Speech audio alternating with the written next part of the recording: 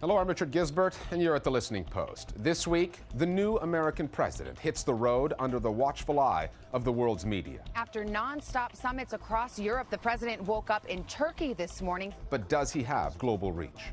The viral video that exposed human rights abuses in Pakistan's Swat Valley. A very public life and a very public death. I love you loads, and I don't want to leave you neither. The Jade Goody story. And the president and his brand new Cadillac. Cruising with Barack in his new Cadillac. It started in London with the G20 summit, where the focus was on rescuing the world's economy. Then the White House bandwagon moved into France, Germany, and then the Czech Republic with a call for the world to lay down its nuclear arms. But for the media, it was the fourth leg of President Obama's trip to Turkey that turned a news story into something that felt historic. The American president's words that the U.S. is not and will never be at war with Islam were beamed out of Turkey, across the Middle East, and around the world. And then it was on to Iraq. In media terms, there has never been an official trip like it, mixing speeches to foreign crowds with town hall-style meetings and set-piece photo ops, and not a single one-on-one interview. Our starting point this week is the Barack Obama Roadshow, the media and the message.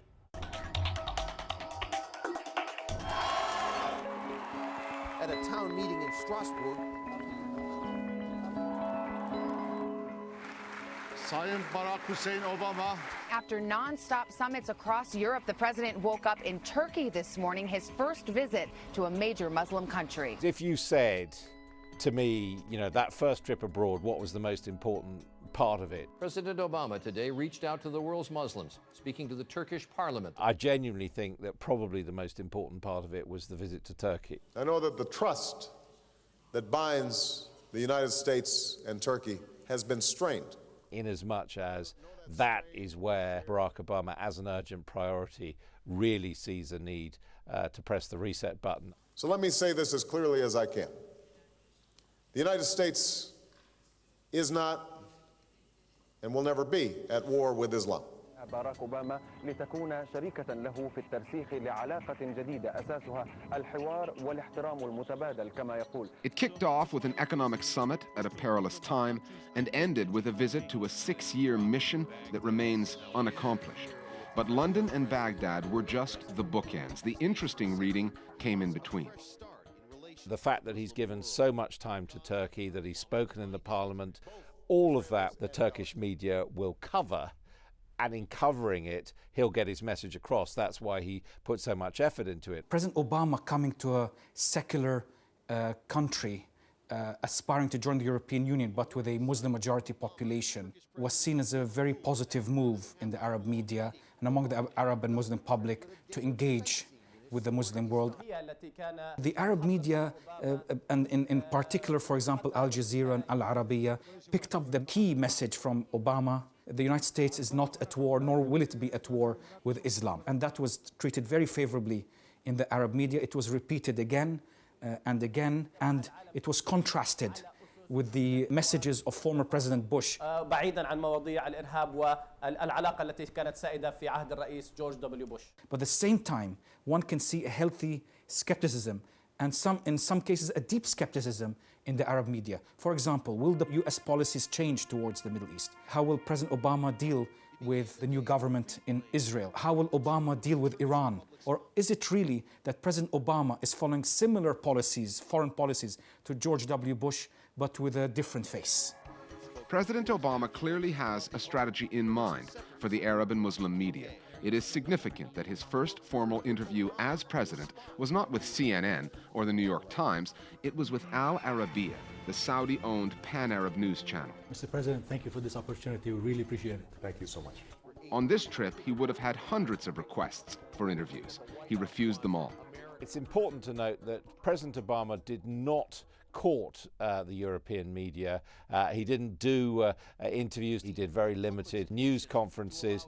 Instead, what he did was stick to his schedule, give the speeches that he intended to give, have the meetings and the photo opportunities that he planned. He preferred to organize these, 2 meetings, one in France with French students and German students, the other one in Turkey. Thank you so much. Good afternoon. Bon après-midi. trying to talk to what he calls normal, people, which I think was quite clever. And journalists, were deprived of their, traditional press conference. On the other hand, all they had to use were the sound bites from these town hall meetings. So the normal crowd were happy to see him, and the journalists, got the message. As far as the media coverage here, it's been generally pretty favorable. Certainly in Turkey, the major newspapers are all taking a positive tack. So in general, I think that the Obama positive image has held up pretty well on this trip to Europe and to Turkey. There was no shortage of media sideshows on Obama's travels.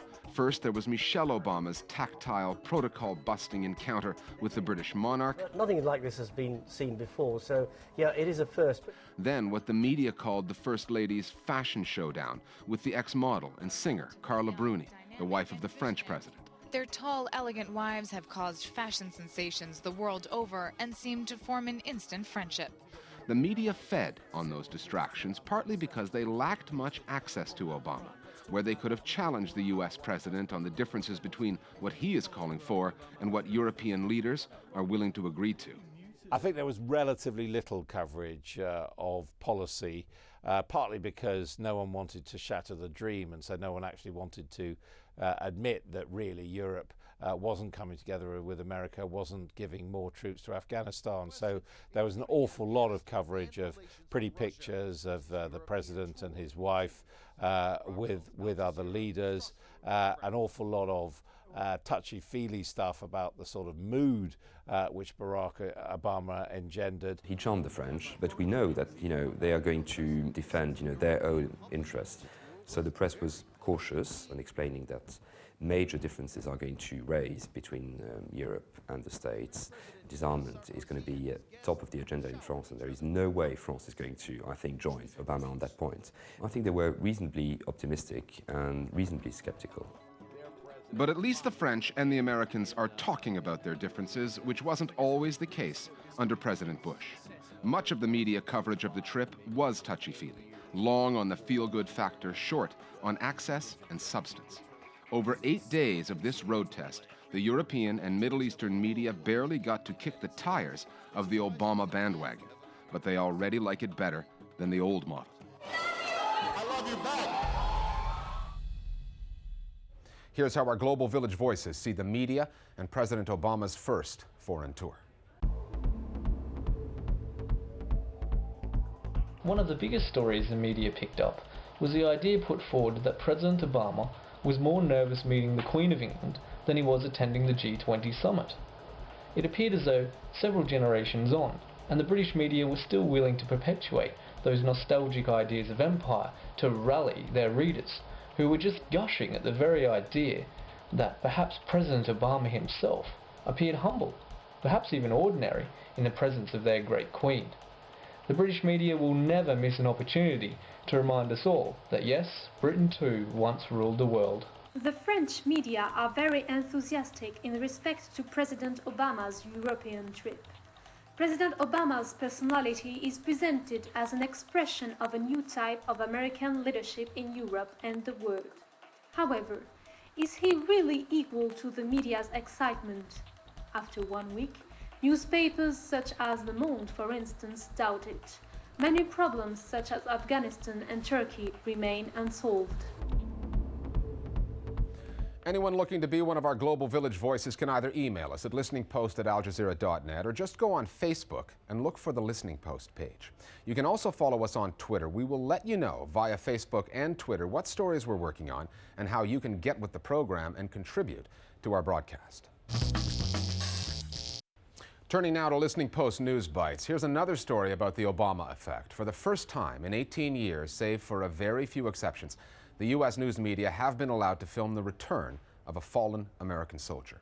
They were there at the Dover Air Force Base in Delaware to cover the return of Sergeant Philip Myers, who was killed in Afghanistan. The Bush administration had a strict policy, first implemented in 1991 and since overturned by President Obama, that no coffins be shown in the news media.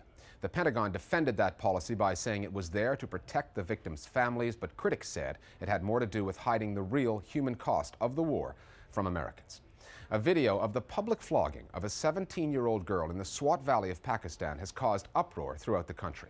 The video that was shot on a mobile phone shows the young girl being held down and whipped repeatedly.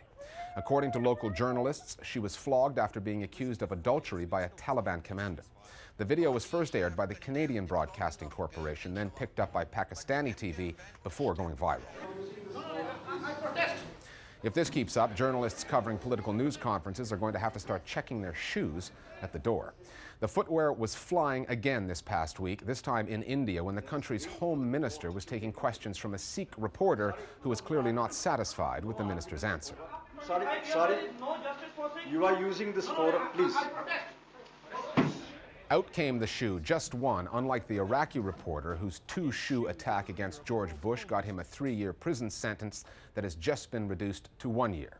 The minister, mindful of the rough treatment that the reporter got in Baghdad, made sure that his attacker was treated with kid gloves this time. No, gently. That's all right, doesn't matter. Still with India, there's a movement afoot there to get the use of mobile phones under control, and the penalties being proposed are serious.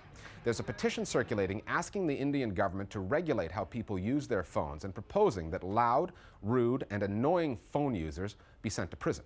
The petition also seeks to ban mobiles at temples and funerals and to have school buildings installed with phone jamming devices. India already has an estimated 277 million mobile phone users. That number is growing at a rate of about 15 million people per month. In Israel, at least in a couple of newspapers there, it was a case of now you see them, now you don't. This is the official picture of the new Israeli cabinet as it was taken and printed in most of the country's media. There are 2 women in the cabinet. But when the picture appeared in 2 papers aimed at ultra-Orthodox readers, the women had disappeared. Many Orthodox Jews consider it immodest to print images of women. Praise be to Photoshop. Back after the break with a report on the death of a reality TV star who went from nowhere to being a media icon.